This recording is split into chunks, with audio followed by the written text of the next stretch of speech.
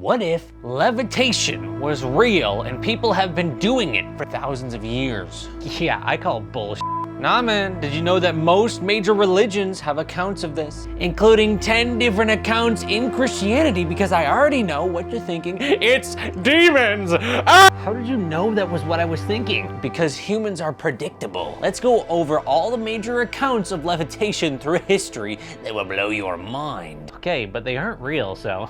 Did you ever think that they don't want you to think that it's real to stop you from accessing the power from within yourself? There's so much evidence of this, I don't even know what tradition to begin with, but I'll keep the stories brief because there's so many stories. You know what, let's speed run Christianity to begin with. Saint Joseph of Cupertino. He reportedly began levitating while still an apprentice, and the instances grew in frequency and public visibility as he advanced in his religious life. His most famous incident occurred during a procession in honor of Saint Francis of Assisi. Caught up in his devotion, he supposedly flew over the crowd and landed in front of the altar, staying suspended in prayer until a superior ordered him down.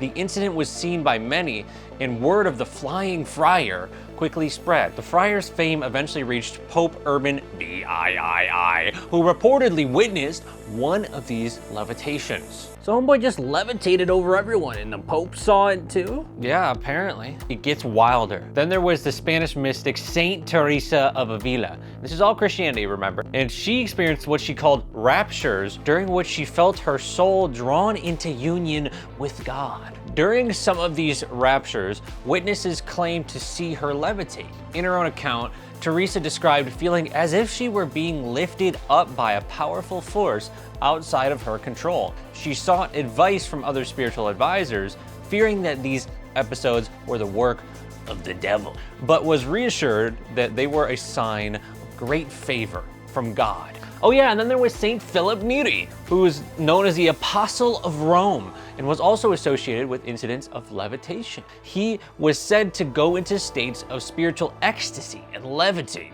particularly during the celebration of Eucharist.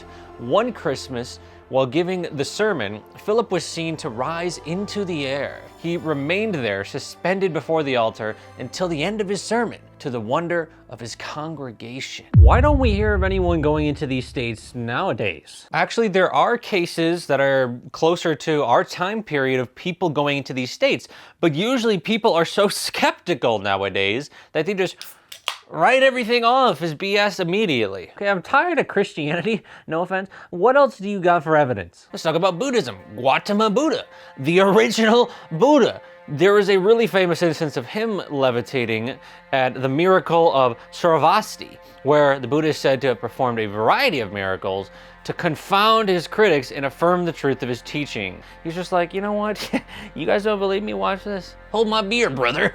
I got this. This included causing a jewel to float in the air and creating a jeweled walkway in the sky, and then walked back and forth on it while it was suspended in midair. So that's two major religions that are based on levitation partly.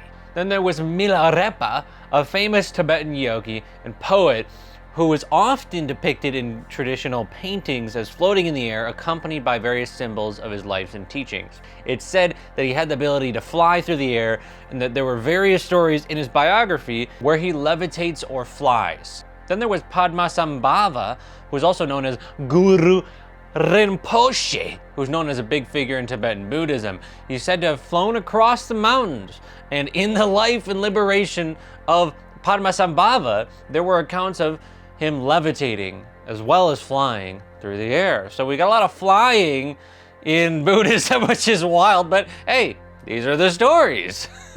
You know, there's actually a lot more to this than what I was expecting. Oh, and we're just getting started. Have you heard of yogis in the cities? No. Cities are basically supernatural abilities that you develop as you raise your level of consciousness. And yogis who practice intense form of meditation sometimes are said to attain these. And among the various cities, well actually the cities are part of the Yoga Sutras of Patanjali, is Laghima, the power to make the body light enough to levitate or float in the air. So then moving on, Dattatreya, who is considered to be the avatar of the combined divine trinity of Brahma, Vishnu, and Shiva. And in many accounts, he is said to have exhibited the power of levitation among other cities. And there was also Sri Tralanga, who was reported to demonstrate numerous cities, including levitation. His life was filled with accounts of miraculous phenomena, including instances where he was seen floating above the Ganges River, which still flows today. I actually have some friends there right now. Shout out Philosopher Warrior. Now, if you want to get into yoga, yogic practitioner Subhaya Pulavar, who is also known as Yogi Pulavar, is an interesting guy because in 1936 he was reported to have levitated into the air for 4 minutes in front of a large crowd in the southeastern Indian state of Tamil Nadu. And the story goes that he first prepared a small tent, and then he reportedly went into the tent where he was hidden from view. And after some time, the crowd reportedly saw the tent start to rise into the air. At its peak, the tent was said to be floating about 10 feet above the ground. After about 4 minutes, the tent descended and Pulavar emerged from the tent, trembling and doubled up with pain. And several witnesses were said to have signed testimonies asserting that they had seen the tent levitate. And it even made the Indian newspaper, the Illustrated Weekly of India. A photograph was also taken, which appears to show the tent floating in midair, with Pulavar visible below it. A lot of people point out that the tent would have provided convenient cover for the use of some sort of hidden support or other trickery. Definitely could have been doing it though, for sure. And the last one I'll mention is actually from this book. I don't know if you've heard of it. It's called Autobiography of a Yogi, and in it, he talks about how there was a levitating saint whose name was Baduri Mayasa and is noted for his ability to levitate. And Yogananda actually visited him, where he witnessed himself this guy levitating. And he wrote about how the dude floated off the floor and sailed around the room to demonstrate his mastery of certain yogic techniques. He described him doing this as a demonstration of the process of evolution, showing how humankind could transcend the bonds of material existence. Okay, you got me. There's a lot of evidence for it. Yeah, but there's a lot of bullshit out there too. People nowadays using illusions, faking it, doing shit for money. There's a large possibility that some of what I just talked about was faked somehow. But that's why I gave many examples from many different, not only time periods, but cultures. And this is only some.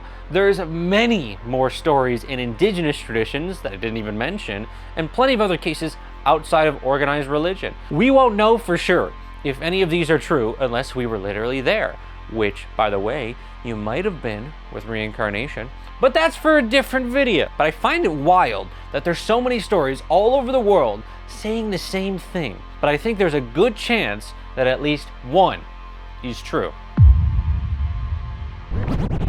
That's all, folks, for today's story on levitation. There's a lot to it. There's a lot more stories, but I just wanted to cover some of the most fascinating ones I could find on the internet and beyond. So, if you enjoyed this story, consider sticking around for more stories because we've got plenty coming.